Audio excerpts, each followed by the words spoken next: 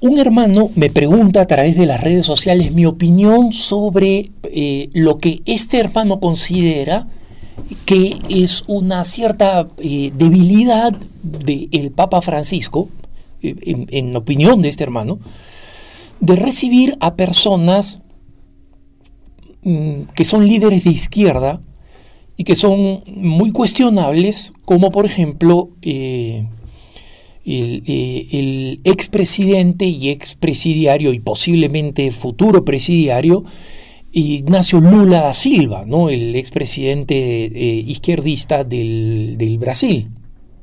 Y este hermano cuenta una historia interesante con la que en buena medida comulgo, ¿no? Él estuvo viviendo en el Brasil y estuvo vinculado a la iglesia muchos años atrás, cuando era joven, y se escandalizó viendo en los seminarios, ¿no? O sea, supongo que él debe haber considerado la posibilidad de la vida sacerdotal, y cómo los seminarios estaban en total caos en una iglesia completamente politizada de izquierda, ¿no? Partidaria de la teología marxista de la liberación, en buena medida, y esa efectivamente era la ideología dominante en el Brasil, y en muchos sectores todavía lo es, y lo vimos durante el Sínodo de la Amazonía, ¿no? En quienes eran los ideólogos que movían los hilos detrás de esto, son los mismos a los que se refiere este hermano, que él los debe haber conocido cuando tenían 30, 40 años y ahora tienen 90, ¿no?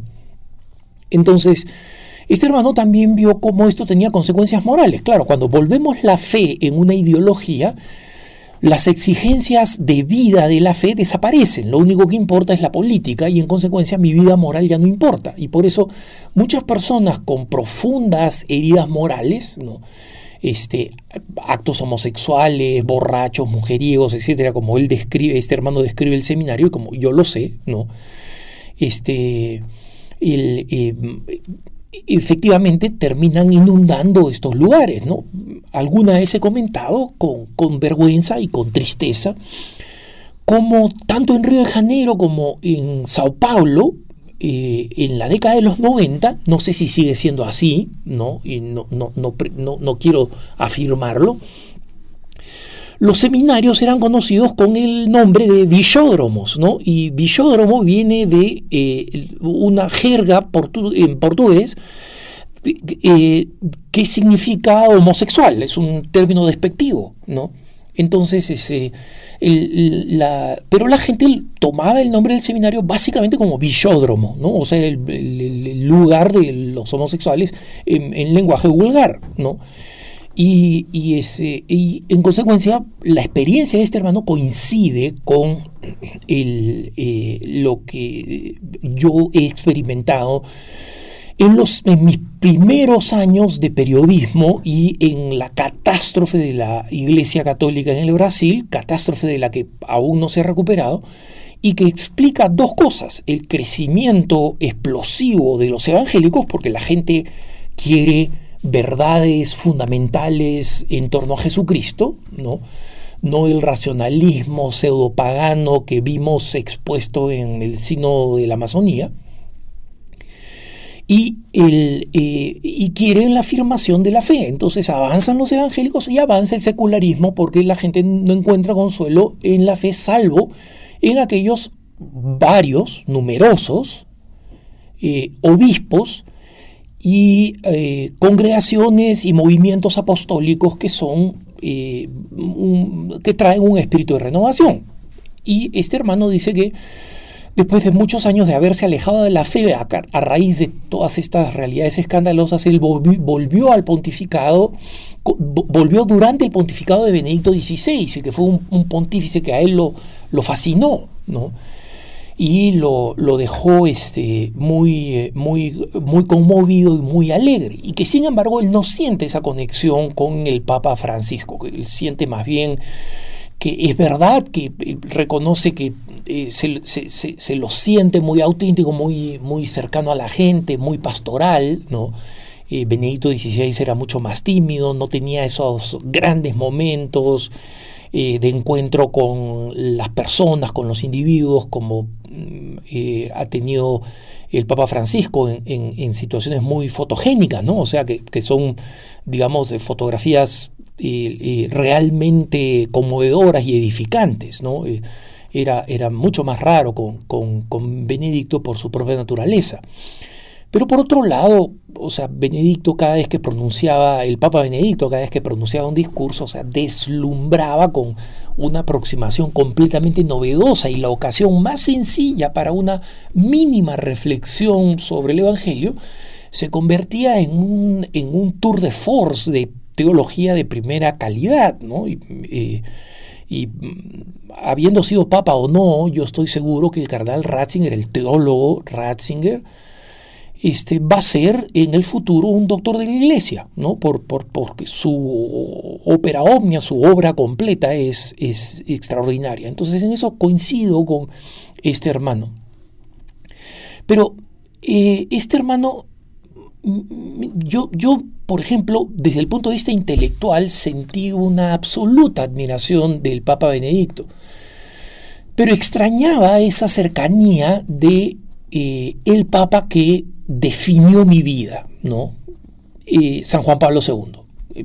Extrañaba esa cercanía a la gente, esa habilidad del manejo del público increíble, ¿no? Y que lo hicieron un gigante. Pero por otro lado, yo sabía que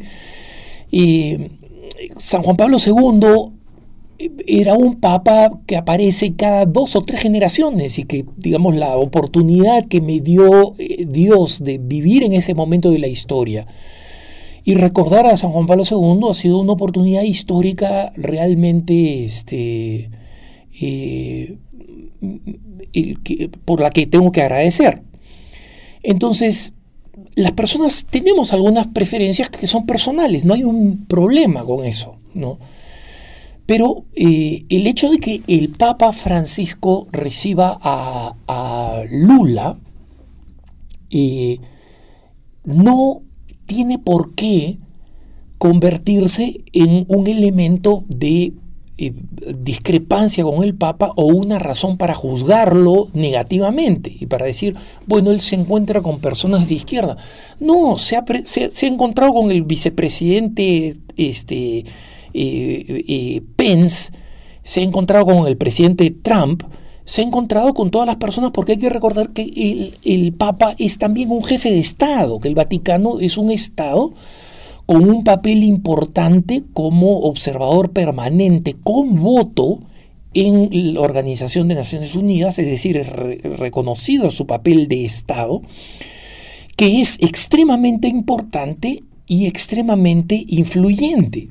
Y que justamente parte de esa influencia radica en que el Vaticano mantenga las puertas abiertas a las personas que quieren venir a encontrarse con ellos. El Papa ha recibido a autoridades que podríamos considerar como de derecha o como hostiles a muchos principios de la doctrina social de la Iglesia. San Juan Pablo II recibió a Yasser Arafat. Yo sé que muchos hermanos pro-palestinos se van a ofender de que diga esto, pero Yasser Arafat era un terrorista, ¿no? O sea, él lideró numerosos atentados que costaron la vida a muchas personas. Firmó después el acuerdo de paz de Oslo, de acuerdo, ¿no? Pero, o sea, si el Papa va a recibir a alguien como Yasser Arafat, ¿no? O va a recibir a autoridades como los mulas o los ayatolas, el Papa tiene que hacerlo por el bien del papel que puede tener el Vaticano, el Estado del Vaticano, en el conjunto de las naciones. Entonces, no podemos jugar a elige y rechaza, ¿no? Me gusta pero no me gusta este. No, ese no es un lujo que se puede dar el Papa. Entonces, Lula, con todo lo reprochable que es en su conducta personal, en la corrupción o las ideas que podamos tener respecto de su propia ideología política,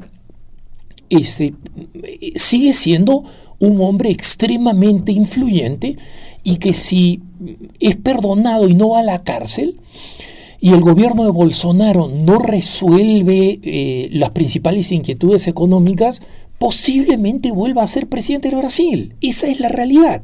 No nos gusta, no te gusta, no le gusta a este hermano, pero esa es la realidad. Entonces, el Vaticano tiene que ser razonablemente pragmático. Porque si comienza a decir este sí y este no, ¿qué habilidad va a tener para tender puentes y en muchas ocasiones defender los intereses de la Iglesia? O sea, supongamos que el Papa le hace un desplante a Lula. No, Lula no lo voy a recibir, no, muy mal, y lo denuncia, ¿no?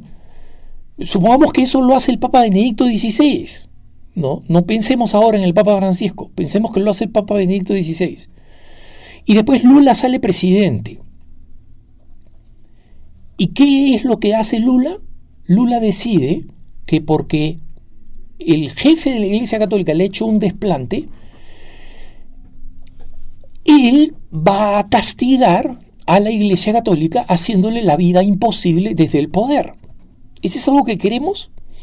Y eso no es algo inimaginable, hermanos. Recuerden ustedes que quien hoy en día es presidente de México, para vengarse de haber perdido las elecciones cuando las perdió por muy pocos puntos, culpó a la Iglesia Católica de haber sido la responsable y culpó específicamente al entonces arzobispo de Ciudad de México de haber sido el responsable de su derrota, aunque no lo fuera, pero se le metió en la cabeza y entonces él aprobó las uniones homosexuales y el aborto en lo que entonces era el Distrito Federal de México, simplemente por vengarse de la Iglesia. Entonces, miren ustedes las consecuencias que puede tener una persona que tiene capacidad, autoridad o comando político.